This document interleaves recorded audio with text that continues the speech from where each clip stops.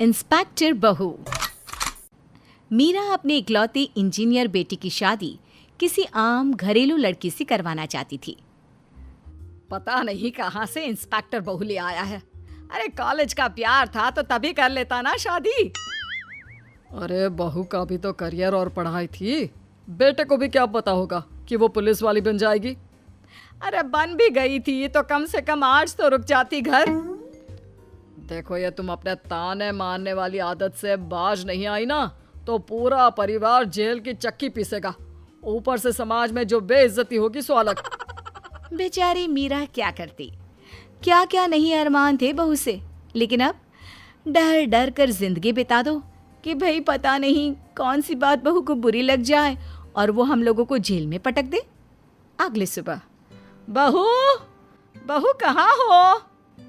माँ वो तो चली गई, आज होली है ना तो शहर में शांति बनी रहे इसलिए सुबह से ही ड्यूटी थी उसकी। वैसे हुआ क्या है? अरे त्योहार वाले दिन भी बहू गायब। अरे क्या हो सकता है, मुझे चाय चाहिए थी। अरे तो क्या हुआ माँ जी, हमें बोलिए ना, हम बना देते हैं चाय। हाँ तू ही बना दे, मेरे भाग्य में तो बहू के हाथ की चाय लिखी नहीं।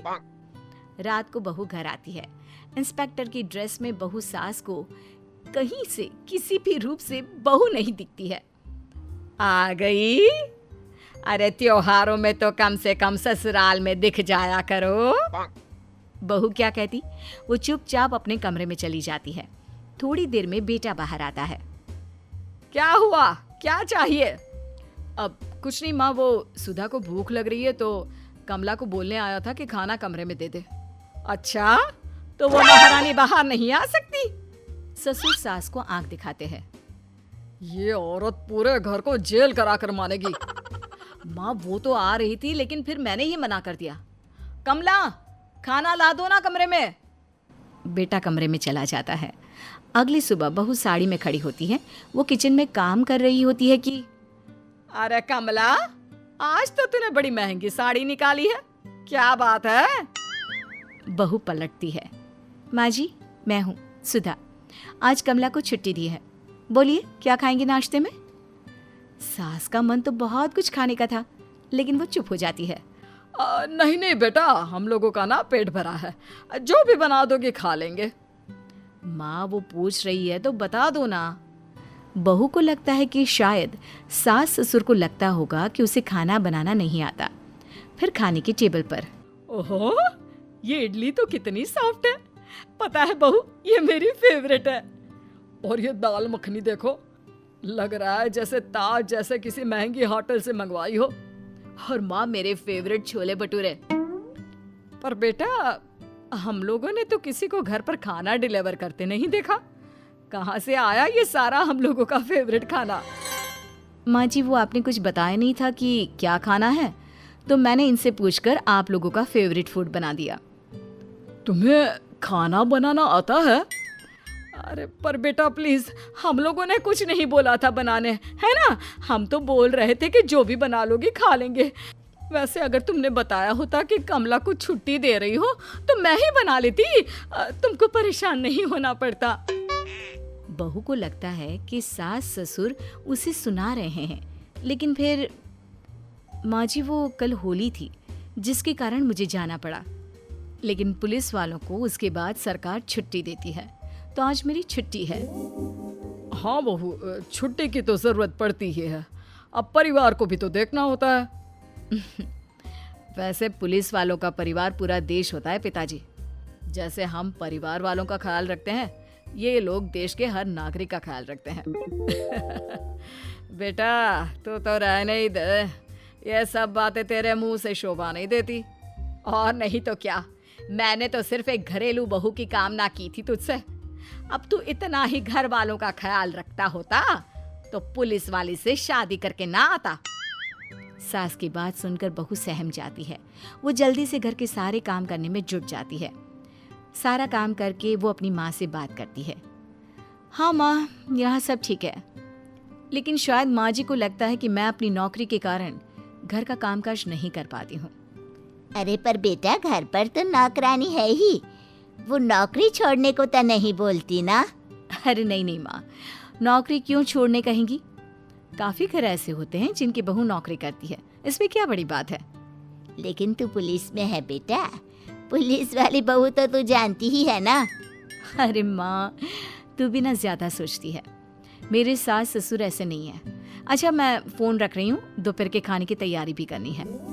बहू किचन में जाती है और एक बार फिर सबके लिए ढेर सारी वैरायटी का खाना बनाकर लाती है। क्या बात है बहू, हम लोगों को तो लगा था कि तुझे खाना बनाना आता ही नहीं होगा। नहीं नहीं पिताजी, वो क्या है ना, मैंने शादी से पहले ही खाना बनाने का कोर्स किया था। आपको पता है पिताजी, खाना बनाना भी किसी कला से कम नहीं है। कला?